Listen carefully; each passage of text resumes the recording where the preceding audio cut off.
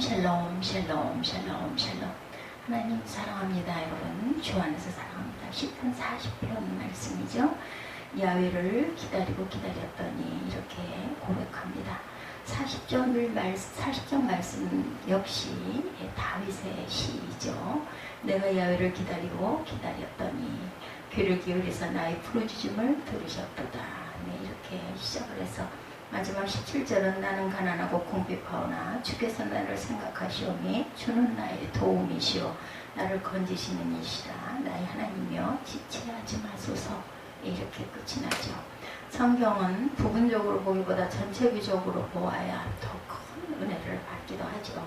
40편 2절이 유명합니다. 내가 기가 막힌 웅덩이와 수렁에서 끌어올리시고 내 발을 반석 위에 두사 내 걸음을 견고하게 하셨도다. 이 말씀 아마 여러분들 많이 들으셨을 거예요. 3절도 새 노래 곧 우리 하나님께 올릴 찬송을 내 입에 두셨으니 많은 사람을 보고 두려워하여 여호와를 의지하리로다. 여호와를 의지하고 교만한 자와 거짓에 치우치는 자를 돌아보지 아니하는 자는 복이 있도다. 여호와 나의 하나님이여 주께서 행하신 기적이 많고 우리를 향하신 주의 생각도 많아 누구도 주와 견줄 수 없나이다. 내가 널리 알려 말하고자 하나 너무 많아 수를 셀 수 없나이다. 주께서 내 귀를 통하여 내게 들려주시를 제사와 예물을 기뻐하지 아니하시며 번제와 속죄제를 요구하지 아니하신다 하신지라.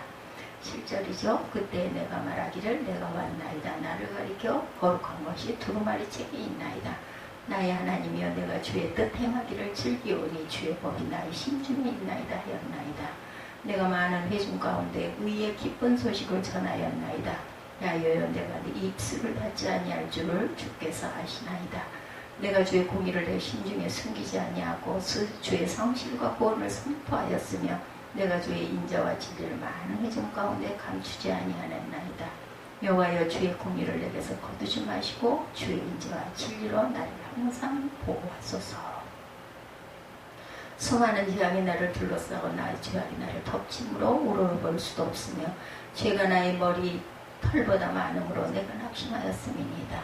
야훼여 은총을 베푸사 나를 구원하소서. 야훼여 속히 나를 도우소서. 내 생명을 찾아 멸하리 하는 자는 다 수치와 낭패를 당하게 하시며 나의 해를 기뻐하는 자는 다 물러가 욕을 당하게 하소서. 나를 향하여 하하하하 하며 조소하는 자들이 자기 수치로 말미암아 놀라게 하소서.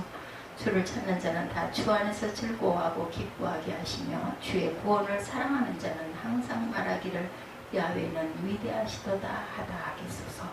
나는 가난하고 궁핍하오니 주께서는 나를 생각하시오니 주는 나의 도움이시오 나를 건지시는 이시라 나의 하나님이시여 지체하지 마소서. 17절까지 제가 중요하다고 2절만 읽으려 하다가 너무 은혜가 있어서 계속 읽었습니다. 성경은 부분적으로 보기보다는 이렇게 전체적으로 또 볼 때 또 더 큰 은혜가 있기도 하죠. 시편 40편 2절 제가 아주 우리가 많이 입술로 고백했던 구절 읽었었죠. 나를 기가 막히게 웅덩이와 수렁에서 끌어올리시고 내 발을 반석 위에 두사 내 걸음을 견고하게 하셨습니다. 그러나 40편의 진정한 은혜는 20편을 끝까지 읽어야 얻을 수가 있죠. 처음에는 다윗의 고백에 너무나 충만한 즐거움이 있었어요. 내가 간절히 주님을 기다렸더니 주님께서 나를 구워보시고 나의 울부짖음을 들어주셨네. 주님께서 나의 입에 새 노래를 우리 하나님께 드릴 찬송을 담아 주셨기에 주님께서 놀라운 일을 많이 하시면 내가 널리 알리고 전파려 해도 이루어야 할 수가 없도다. 8절에도 내가 주님의 뜻 행한 일을 즐거워합니다. 주님의 법을 제 마음속에 간직하고 있습니다. 9절에 나는 많은 회중 앞에서 주님께서 나를 구원하신 기쁜 소식을 전합니다. 주님께서 아시듯이 내가 입을 다물고 있지 않을 것입니다. 너무 기쁘니까 그냥 외치고 싶은 거죠. 이런 다윗의 고백에 추측한 자 다윗이 사울의 박해를 피해 도피 생활을 하고 미친 척도 하고 동굴에 숨어 지내기도 했다가 사울이 블레셋 사람들과 싸우다 길보아 산에서 패하여 전사함으로 사울의 시대가 끝나고 다윗의 시대가 시작되었을 때 부른 노래가 아니었을까 추측하게 됩니다. 기도응답을 노래하고 찬송이 터져나오고 주님의 뜻을 해야 하는 것이 즐겁고 평생 주님만 전하고 살고 싶습니다. 이렇게 고백하죠. 여기까지는 분위기가 좋았어요. 그런데 갑자기 분위기가 바뀌죠. 11절에 주님의 긍휼하심을 나에게서 거두지 말아 주옵소서. 눈앞이 캄캄합니다. 나는 희망을 잃었습니다. 주님 빨리 나를 도와주십시오. 13절이죠. 17절 마지막 절에 나는 불쌍하고 가난하지만 주님 나를 생각하여 주십시오. 나의 하나님 지체하지 마십시오. 이 성경을 묵상할 때 많은 분들이 혼란스러워합니다. 도대체 어디에 초점을 맞추어야 할까? 설교 준비를 하면서 저도 한동안 메시지의 핵심을 잡기가 힘들기도 했습니다. 그러다 이 혼란스러운 그것이 메시지라는 것을 깨닫게 됩니다. 영적으로 성숙하고 큰 기쁨을 경험한 자에게도 영적 신뢰의 때는 온다라는 거죠.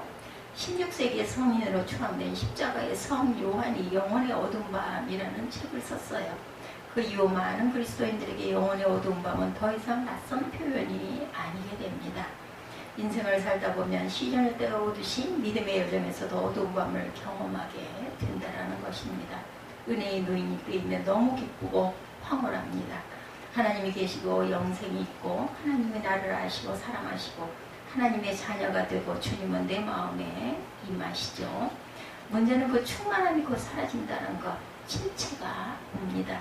마음의 기쁨이 사라지고 버림받은 느낌, 두려움, 수치심, 불안감. 아무리 주님의 이름을 불러도 그 목소리가 들리지 않고 도대체 하나님 어디 계시냐, 왜 침묵하시나, 영혼의 밤, 이런 밤들이 있죠. 다윗뿐 아니죠. 아브라함도 100세에 이삭을 얻고 다시 바치라는 하나님의 음성을 듣고 얼마나 기가 막혔을까요. 모세는 40년 동안 광야 생활을 했고 요셉은 13년간 노예 생활을, 감옥 생활을 합니다. 다니엘은 사자굴에 들어갔었고 에레미야는 진흙구덩이에 빠지기도 합니다. 엘리야도 열왕기상 19장 4절에서 야훼여 넉넉하오니 지금 내 생명을 취하옵소서 이렇게 고백을 하죠. 나는 내 열조보다 낫지 못하느니라. 차라리 죽여달라고 기도하죠. 너무 절망스럽고 너무 힘이 빠져서. 고린도후서 12장에도 바울도 육체의 가시를 빼달라고 3번이나 간절히 기도했다고 고백합니다. 예수님께서 십자가에 달리셨을 때 나의 하나님 어째 나를 버리셨나이까. 예수님도 이렇게 외치셨어요. 캘커타의 마더 테레사도 수년 동안 깊은 내적 어둠에서 갈등했다라고 합니다. 하나님의 현존을 느끼지 못하고 하나님으로부터 버림을 받았다고 느끼고 더욱이 하나님의 진짜로 존재하지 않는다고까지 생각을 했다는 것. 하나님께서 왜 이런 단계를 우리에게 겪게 하실까? 큰 죄 때문에 주시는 것이 아니고 십자가의 성 요한은 우리 주님과 온전히 연합하는 과정에서 체험하는 단계다, 이렇게 이해합니다. 영혼의 밤을 만나니 비로소 아직 죽지 않은 자신의 모습 그리고 실체가 드러난다는 거죠. 그래서 철저한 영혼의 정화가 일어나고 온전히 자아가 십자가에 처리되는 단계라는 것을 깨닫게 됐다. 우리에게 중요한 것은 영혼의 밤이 오는 것을 두려워하지 말아야 한다는 것입니다. 밤이 오는 것을 두려워하지 않듯이 하나님께서 우리에게 필요하니 주셨다라는 것이 중요하다는 것. 밤도 필요하니까 우리에게 밤을 주셨죠. 왜냐하면 휴식해야 되고 자야 또 힘이 나서 또 아침을 맞이할 수 있기 때문에 밤이 귀하기도 합니다. 영혼의 밤이 와도 오히려 기뻐하게 할 수 있다고 성경은 증거하죠. 예수께서도 말씀하십니다. 마태복음 5장 11절에 성경의 나로 말미암아 너희를 욕하고 박해하고 거짓으로 너희를 거슬러 모든 악한 말을 할 때 너희에게 복이 있나니 기뻐하고 즐거워하라. 하늘에서 너희의 상이 큽니다. 너희 전에 있던 선지자들도 이같이 박해하였느니라. 아멘. 실제로 그런 역사가 일어나죠. 사도행전 5장 40절에서 41절을 보면 저희가 옳게 여겨 사도들을 불러들여 채찍질하며 예수의 이름으로 말하는 것을 금하고 놓으니 사도들은 그 이름을 위하여 능욕받는 일에 합당한 자로 여기는 것을 여기심을 기뻐하면서 공약을 떠나니라, 이렇게 증거하죠. 성경에서만이 아니죠. 증인들도 많았어요. 18세기 저 요한 웨슬리가 동생 찰스 웨슬리와 더불어 신앙운동을 벌이던 시절에 그의 사역을 인정해주는 사람들이 많지 않았다고 합니다. 단지 성직자들은 저 웨슬리를 이단으로 간주했고 교회 밖으로 내쫓죠. 그에 대한 온갖 좋지 못한 소문이 떠들고 온갖 죄목으로 고소를 당하기도 합니다. 정부는 물론 사회와 교회의 지도층에서는 그를 반대하는 책과 전단지를 뿌리며 그의 선교 활동을 방해하기도 해요. 폭도들 때문에 그는 죽을 고비를 여러 차례 넘기기도 합니다. 그러나 웨슬리는 그런 박해를 당연한 것으로 받아들이고 그것이 하나님을 순종하고 있다는 증거다 이렇게 생각하죠. 어느 날 요한 웨슬리가 말을 타고 가다 문득 지난 4월 동안 자신이 아무런 핍박을 받지 않았다는 사실에 생각이 잠깁니다. 4월 동안 아무도 그에게 벽돌이나 계란을 던지지 않았다는 사실을 알게 된 그는 즉시 말에서 내려 땅에 무릎을 꿇고 엎드려 기도합니다. 자신이 핍박을 받지 않은 것이 죄를 짓고 타락했기 때문이 아닌지 기도를 하나님께 묻기 시작합니다. 그는 자신이 잘못한 게 있으면 알게 해달라고 큰 소리로 부르짖어 기도하죠. 마침 길 건너편에 있는 울타리 한쪽 끝에 서 있던 어느 사내가 그 기도 소리를 듣고 존 웨슬리인 것을 깨닫습니다. 잘됐어. 저 감리교 목사를 이번 기회에 단단히 손을 봐줘야 되겠다. 그리고는 사내는 벽돌 하나를 집어들어 웨슬리를 향해 힘껏 던집니다. 고약한 사내가 던진 벽돌은 다행히 웨슬리를 살짝 비켜서 날아갑니다. 그러자 웨슬리는 그 사내에게 화를 내기는 그냥 크게 기뻐하며 다시 하나님께 기도하기 시작합니다. 하나님 감사합니다. 괜찮았군요. 제가 아직도 당신의 임재 가운데 있음을 감사드립니다. 그러므로 우리는 영혼의 밤이 올지라도 얼마든지 기쁨으로 감당할 수 있음을 믿어야 합니다. 한동대 김영길 총장님, 한동대가 하나님의 주인 되시는 대학이라는 정체성을 지키려다 보니 평범하지 않은 설립과정들과 재정난들을 겪으면서 온갖 구설수와 어려움에 급기야 일간지에 김영길 총장님을 비난하는 성명서가 실리기까지 되었다 그래요. 그때 아내 되는 김영애 권사님은 통곡하며 울었다고 합니다. 그런데 김영길 총장 본인은 보통 사람 같았으면 식사도 하지 못하고 잠도 자지 못했을 일을 당하고 돌아왔는데도 아무렇지도 않게 식사하고 코까지 골며 주무시더라는 거죠. 사모님이 하도 어이가 없어서 당신은 그런 일을 당하고도 아무렇지도 않소? 라고 물었더니 대답이 골짜기셨다고 그래요. 죽었는데 뭐 하나님께 내 이름을 쓰시도록 올려드렸는데 그분이 높여주실 만한 때면 나를 드리고 낮추실 때는 드리지 않을 작정이었소? 이렇게 오히려 반문하셨대요. 내 이름의 주인 되시는 분이 내 이름을 가지고 복과 잡수시든 삶과 잡수시든 나는 아무 권리가 없어. 밤은 괴로워하고 소리 지르고 몸부림친다고 빨리 지나가는 것이 아니죠. 밤은 밤대로 주시는 유익이 있으리라 믿고 여전히 찬양하고 주님만 바라보면 됩니다. 시편 37편 7절에 야훼 앞에 잠잠하고 참아 기다리라. 불평하지 말지어다. 42편 5절에 내 영혼아 내가 어찌하여 낭망하며 내가 어찌하여 불안하여 하는고 너는 하나님을 바라라. 그 얼굴의 도우심을 인하여 내가 오히려 찬송하리로다. 46편 10절에 이르기를 너희는 가만히 있어 내가 하나님 됨을 알지어다. 내가 열방과 세계 중에서 높임을 받으리라 하시도다. 야고보서 1장 2절에도 내 형제들아 너희가 여러 가지 시험을 만나거든 온전히 기쁘게 여기라.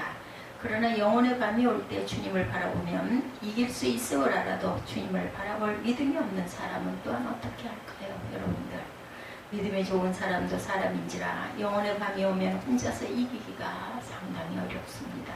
그래서 교회가 있죠. 주님을 바라보는 눈이 열린 자가 영혼의 밤을 만나 흔들리는 자를 붙잡아 주어야 합니다. 그래서 속회가 있고 구역 예배가 있죠. 영혼의 밤을 맞는 이들은 판단하고 정죄하고 외면하면 안 되죠. 품어주고 기다려 주어야 할 줄 압니다. 마이클 아코넬리의 영성에 나오는 실화입니다. 영국의 한 목사가 어느 주일 성도들에게 이제 자신은 더 이상 기독교를 믿지 않게 되었기 때문에 사임하겠다 광고를 냅니다. 성도들은 큰 충격을 받아요. 장로들은 목사에게 예배를 마친 후 성도들과 함께 이야기를 하자 제안을 합니다. 모두들 무슨 일이 일어나게 될지 잘 알고 있었어요. 목사의 사임은 받아들여질 것이고 퇴직금 문제가 거론되고 새로운 목사를 찾는 일에 대해 이야기하겠죠.